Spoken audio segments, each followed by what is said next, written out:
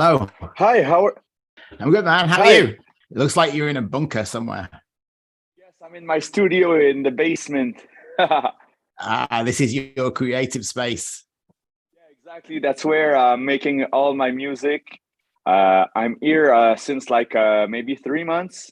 So yeah, it's perfect now. I have my own space, so it's I'm here alone, so I can do my music, and it's perfect. It looks like somewhere you can turn the volume up to.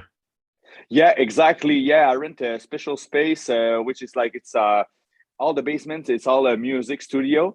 So there like 2 years ago, like in another like local with like more. We were three, and like with the pandemics and everything, I went back home, but it wasn't the best because my girlfriend's working from home too.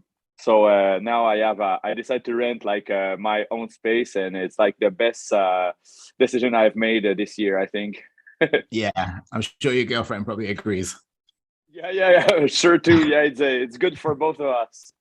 Yeah, excellent. So it sounds like things are going good for you. Tell me, where does your love of music start from?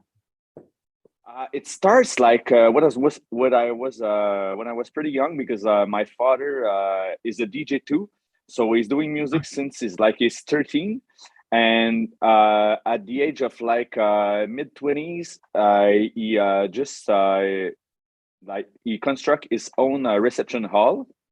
So and I was born there because like our house was merged to the reception house. So like every Saturday, maybe it's Friday, and sometimes a Sunday, they have like weddings, parties, and everything. So like and like the it wasn't like super well like isolated. So I was hearing music like since I'm young, and Yeah, I was like really inspired by music from the 90s.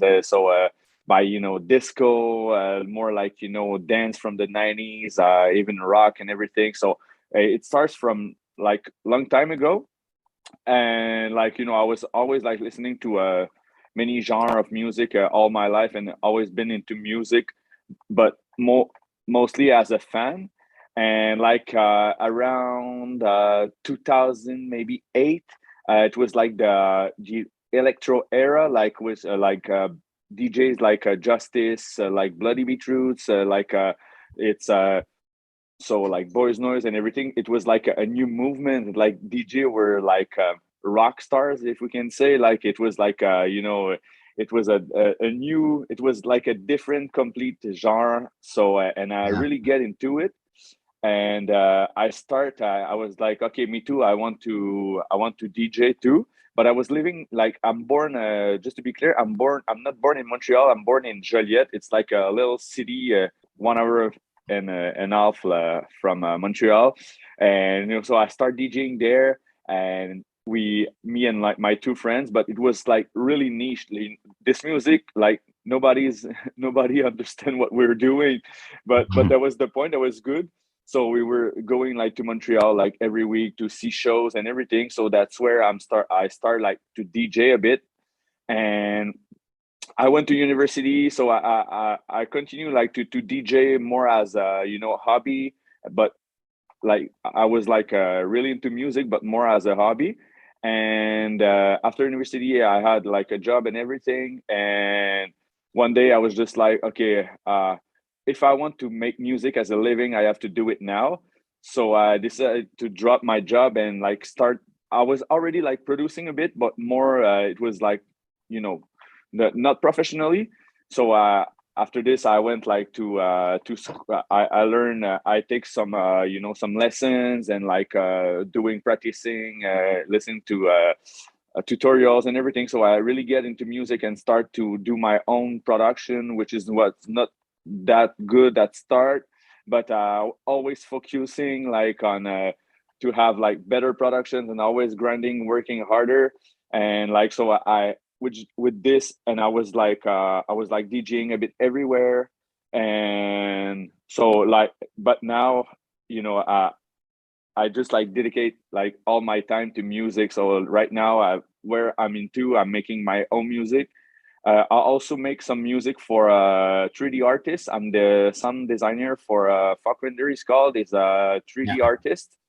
So I'm making all the sound design for him since the start, way before NFT, and also like now we have a couple of projects there. I have my new EP is coming, an album, and also so that's it. So now I'm focusing only on music right now, and it's like it's the best decision I ever made. Like I'm so happy right now to do what I love.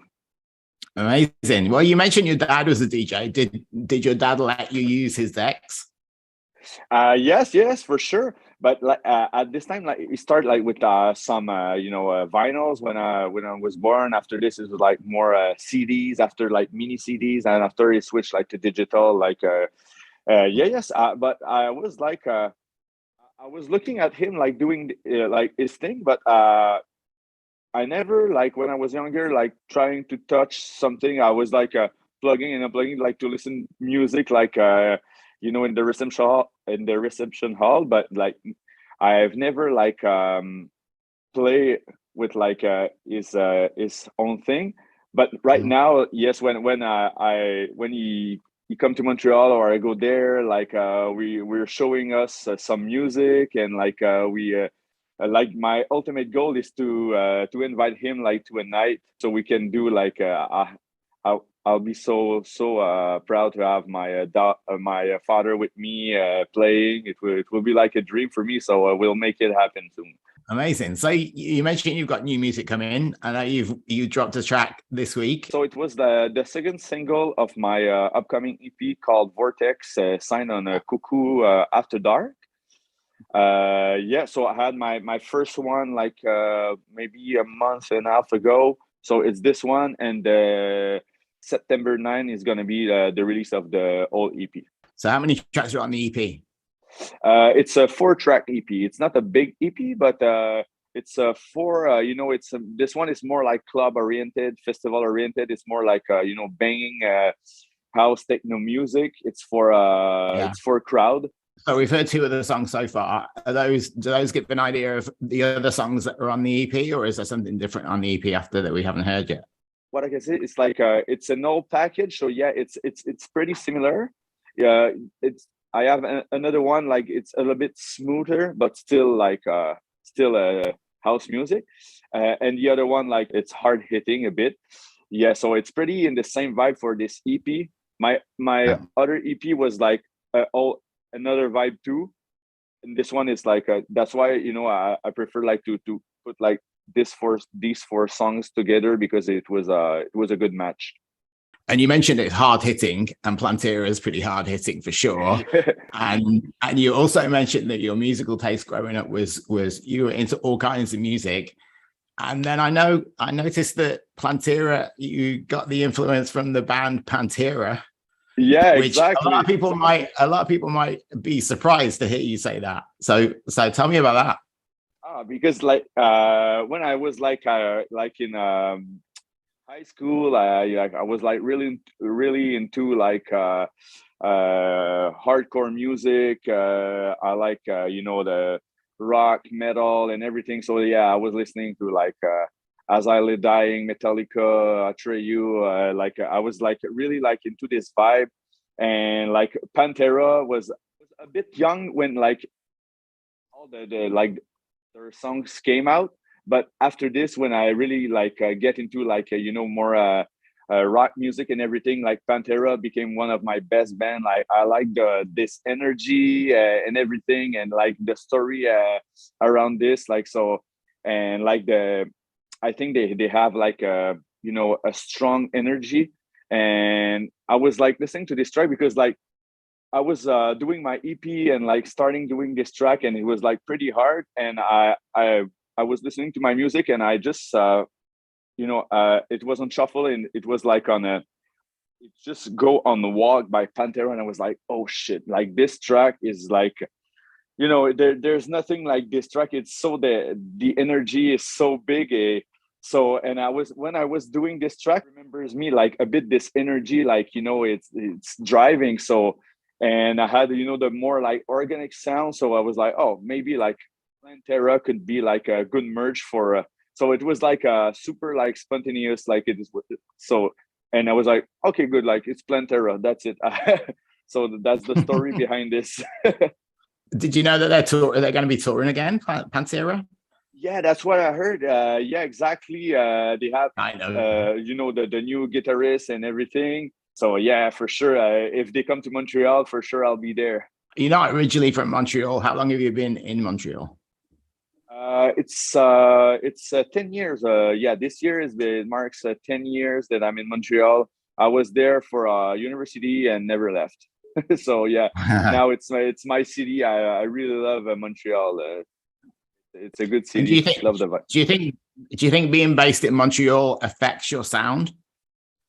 Yeah, for sure. Because like we're surrounded by, like, the culture is so wide. So I get inspired by many people, what I see in the street when I go out, like, even when I'm just walking like alone, like in the street, like I take a look at everything, and like it inspire me like a lot, especially like at night, like because like some like special things happens at night. So and like just the vibe of the city when I'm walking and like listening music in my headphones, and I'm like, okay, and I get inspired by some things, and I take some notes on my cell phone, and after this, I get back to this, and I'm like, oh yeah.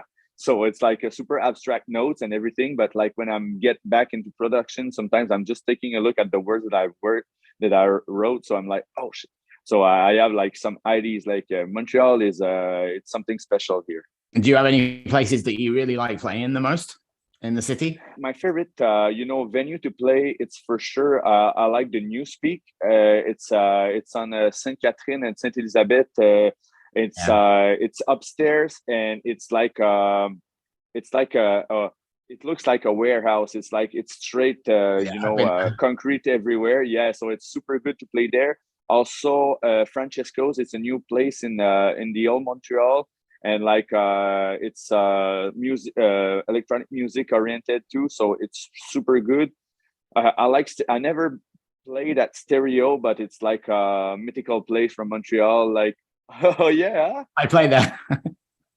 nice. The first time I'm from the UK, the first time I ever came to Montreal, it was because I'd met a girl from Montreal and I really wanted to come here without it being like a big gesture. And because I was DJing, I managed to get a gig at Stereo. And so I came over to do the gig. I was like, hey, I'm going to be in Montreal.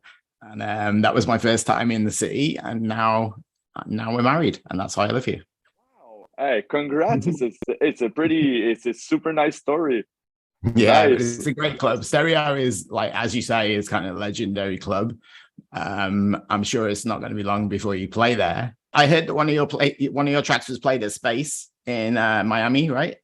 Yeah, exactly. Yeah, I woke up last week, and I went like to my Instagram, and I had like some request messages. So I just click on it, and I saw like Meduza. I know like Meduza. It's like it's for DJs that super popping right now, and like in like electronic scene and everything. So I was like, Meduza, I click on it, but I was like, oh, okay, that's actually like the real Meduza. So, and like they tagged me in their post, and when I saw they were playing like my track from the EP, like in Space Miami. So yeah, this club is like it's so huge. So I was like super happy. Yeah. You mentioned Meduza there. What other DJs have been playing your stuff? I had David Guetta, Benassi played it like a couple of times. Wow. I had Chris Lake, Shadow Child, TSHA, Jamie Jones. So many, like the list is super long. I was like mind blown when I saw like the list of the support of the DJs, because like I thought, when I released some music, you don't know, like, we do what we love, but you don't know like if people's gonna feel the same. And when I received like the list, I was like, oh, because I thought maybe like the support will be like more, upcoming DJs like me, or like a more like in the underground scene. When I see that it was like like major name like this, I was like, wow, it gave me a boost. I was like, okay, I have to release more music, and like I was really, really happy. You mentioned that you're making music that you love, and you're not making it to appeal to like these massive DJs. But I think if you do that and you make stuff that you really love and you really believe in, then naturally people will gravitate more to that. Yeah, exactly. So that's what first, I was more because like in my process of starting doing like making music, and like I was like doing it was always like something like the same. I had like my little signature, if you can say, and I was like, but maybe like it sounds like nothing. So I was like, oh, maybe I'm wrong. Like I should do like maybe more accessible stuff and everything. So I've tried like different genre, and I always like go back to to my genre of music. And I was like, okay, that's it. I'll do this. I'll try this because that's why when I'm doing music, that's what I express. So I was like, okay, I'll do this, and I decided to just like this is what I do, and I'm gonna do it like for myself, and I'm gonna like feel it, and like trying to make my best.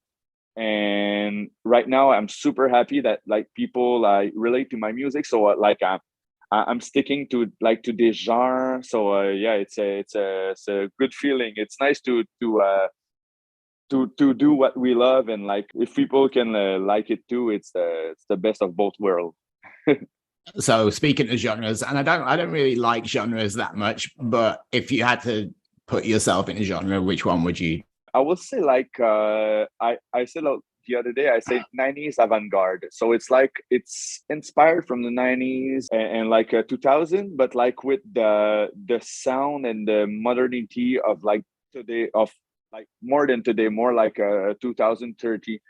So like it's like the future and the past the same.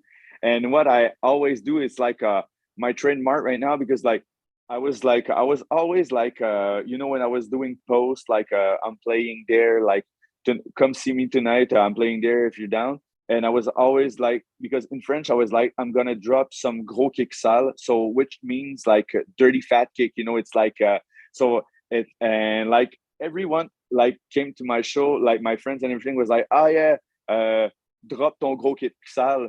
So and everyone was like kidding with this. I was like, okay, but if you remember when you think about my music, it's gonna be like my name. So every time, so I just like merge it. So now it's because it's Go Kicksat, it's like GKS. So now it's like I'm dropping some GKS tonight. So GKS came my I say what kind of music you're making? I'm making GKS. So it's like if you know, you know. Yeah, you need to trademark it now before people start using it. Yeah, exactly. I have my own merch coming up pretty soon, like at the same time of my EP. So one of my our 3D artist friends designed like the logo, and it looks crazy. So yeah, I got to make some merch with this. So it's gonna be pretty funny. What have you got planned after that? Have you got a lot going on? Yes, exactly. I'm pretty done with the third EP too. What I want to do, it's right now I have like a lot of music, like sounds like a bit like it's club Argentine music for sure, but also work like on a couple of tracks. Still house. It's still my style, but a bit like less hard hitting, if we can say. And it's with it's collab with singers. So yeah, I want to put some vocals on it, like work with other artists, make some collaboration. So yeah, to make it, it's so nice to have like a voice on music. So it brings like something like super different, and it's I like the like the collaborative work as well. So and it's super nice for shows like you're playing, and you invite the artist, so like we can play the song live. And I'm making all my music right now. Almost all my music is made with hardware like synthesizers and like a drum machine and everything. So I want to integrate like some live instruments into my sets. Nice. Yeah, because it's nice to DJ. I love it, but sometimes like it's nice to have like something else, and like and have it's another like interaction with the crowd. Also working with all my visuals with Fuck Render, the guy that I make all the sounds. So it's gonna be like I want to create like a little word when I play. Well, that sounds like something you can plan, you can achieve. You've achieved so much in such a short period of time. I'm sure the world is just wide open for you. So I wish you all the best. Good luck with the release, and thank you very much for spending some time chatting with me. Hey, thank you very much. It's really appreciated. Thank you for the interview and the good words. It's been a pleasure, and I hope we can talk again soon.